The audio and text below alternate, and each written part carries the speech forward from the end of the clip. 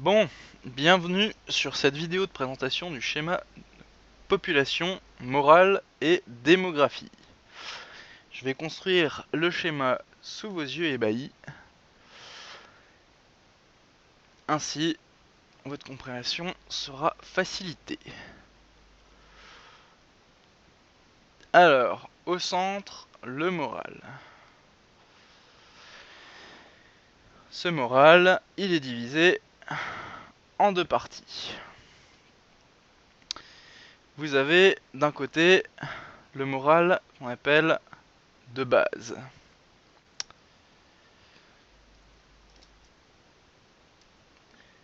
Et de l'autre côté, le moral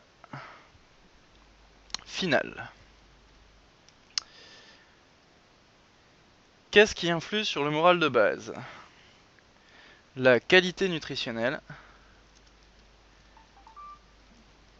Donc festin, complète, demi-ration. Donc vous vous doutez, plus vos citoyens sont nourris, plus ils sont contents. Joue aussi la qualité de vie. La qualité de vie, qu'est-ce que c'est? Excellente question. Elle est calculée en fonction du nombre d'emplacements utilisés par 4 types de bâtiments, à savoir l'agora, le théâtre, qui donne une forte qualité de vie, le building anciennement, maintenant on l'appelle le gratte-ciel, qui lui stabilise le moral, il donne un moral satisfaisant à vos citoyens. Et enfin, la cage à lapins, qui elle réduit votre qualité de vie, mais a le gros avantage d'augmenter la démographie.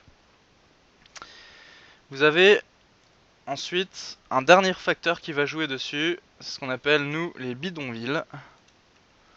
Les bidonvilles sont automatiquement créés quand vous n'avez plus assez de logements pour contenir toute votre population.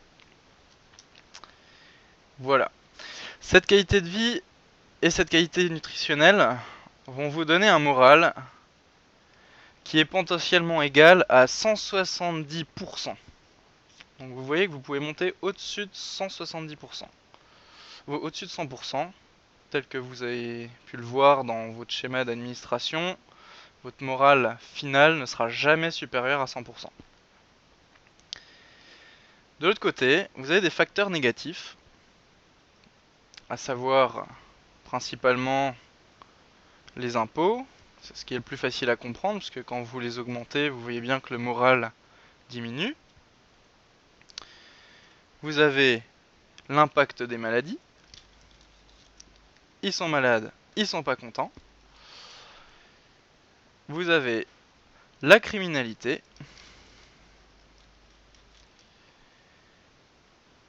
qui elle augmente avec votre niveau de civilisation. Attention, donc vous gagnez de l'expérience, vous allez la répartir dans des compétences, ainsi vous gagnez des niveaux de civilisation qui génèrent de la criminalité. J'ai parlé tout à l'heure des bidonvilles, donc capacité de logement dépassée par votre niveau de population, celle-ci crée aussi de la criminalité. Voilà. Donc ce moral va être réduit par tous ces facteurs négatifs, augmenté par ces deux facteurs positifs, et vous allez pouvoir contrebalancer ou faire une boucle négative, une rétroaction, comme vous voulez, sur tous ces facteurs négatifs avec votre théâtre. C'est-à-dire que si par exemple vous enlevez 50% avec les impôts, l'impact des maladies et tout ça, en mettant des employés dans votre théâtre, vous allez diminuer l'impact de tous ces facteurs sur le moral. Nia.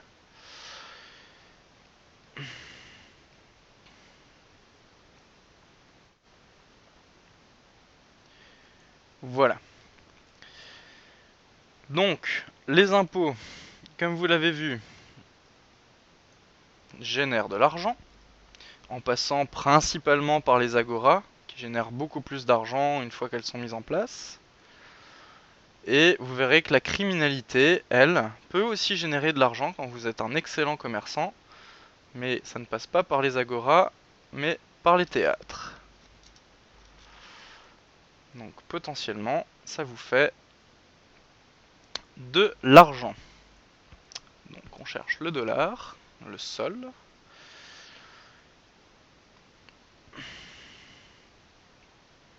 Les impôts sur les agoras et la criminalité par les théâtres. Bon, je croise les flèches, c'est pas très grave.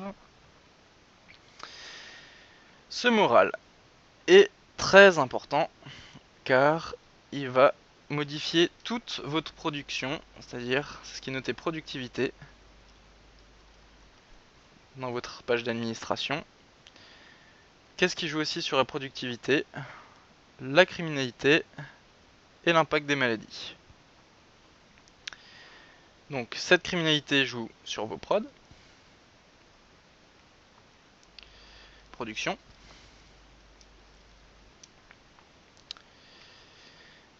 Et joue aussi,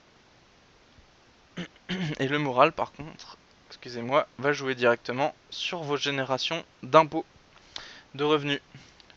Plus votre morale est faible, moins vous générez de revenus. Comment ça s'explique? Les gens sont heureux, ils vont dépenser dans les agoras, ils vont s'amuser dans les théâtres. Si des criminels ont géré si vous êtes un mafieux et que vous organisez la criminalité.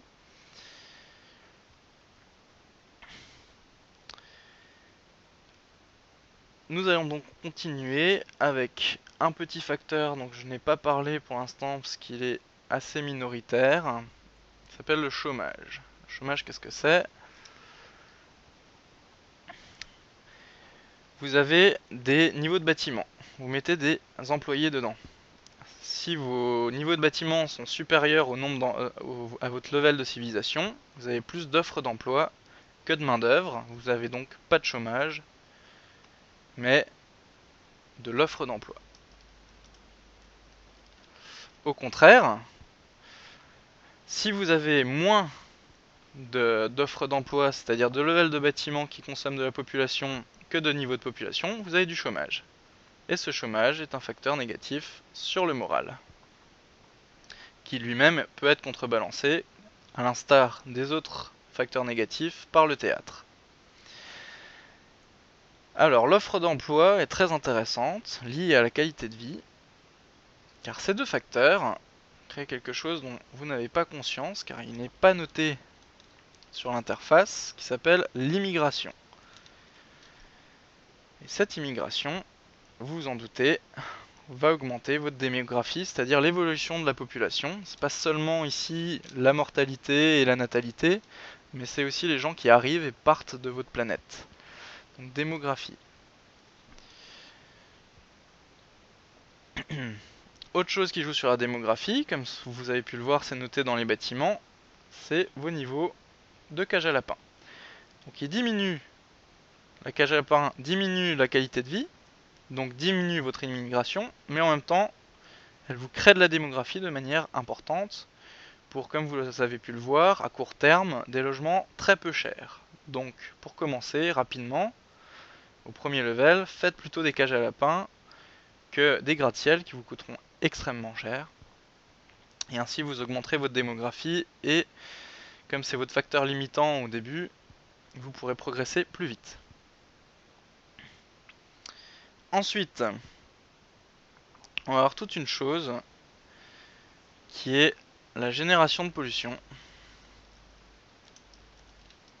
Comment ça marche? Vous avez une consommation d'énergie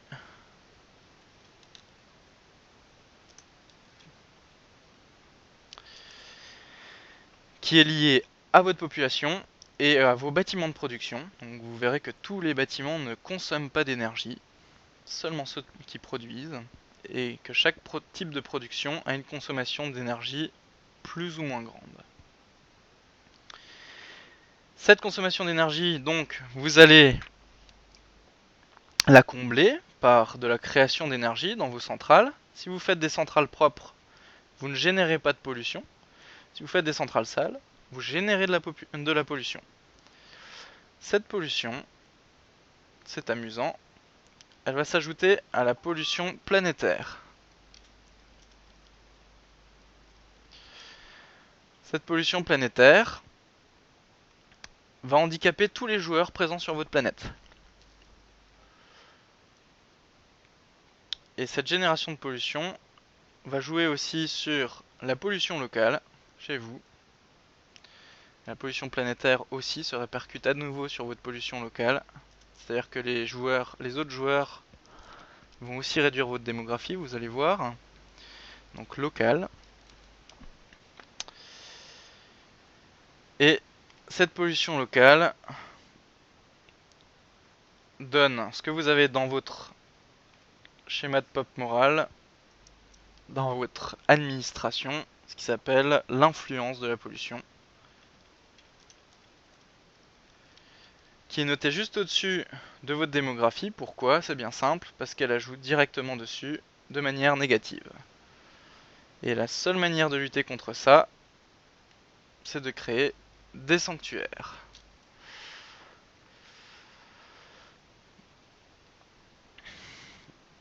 Ensuite, cette pollution planétaire, revenons-y, c'est elle qui va impacter et créer l'impact des maladies. Vous verrez qu'une science de biologie permet de diminuer cet impact des maladies grâce au sanctuaire. Vous voyez que vous avez un schéma complexe de gestion de population avec des facteurs principaux qui sont, je vais les encadrer, la démographie, le moral et bien sûr la productivité qui joue sur vos productions et donc votre progression. Donc repassons sur l'ensemble du schéma pour voir les points importants. Vous avez la qualité nutritionnelle, essentielle, avec la qualité de vie pour créer un bon moral de base et ainsi obtenir potentiellement 170% de moral. Et donc vous voyez que vous mettrez du temps avant de retomber en dessous de la barre des 100% avec vos impacts négatifs. Donc la meilleure façon de jouer au début, c'est de construire au moins un théâtre pour augmenter votre qualité de vie et en plus en mettant des employés dedans, diminuer l'impact négatif de tous ces facteurs, celui-ci y compris. Ainsi vous maintiendrez votre productivité et en maintenant votre productivité, vous gagnez des ressources, production, qui vous permettent de construire des bâtiments, donc de maintenir une offre d'emploi qui, par votre qualité de vie maintenue, vous fait de l'immigration et vous fait progresser plus vite. Voilà, en espérant que ça aura clarifié certaines choses. Je ferai un tutoriel un petit peu mieux ficelé puisqu'il a été fait à la va-vite celui-ci. A bientôt, et ciao, bon dimanche.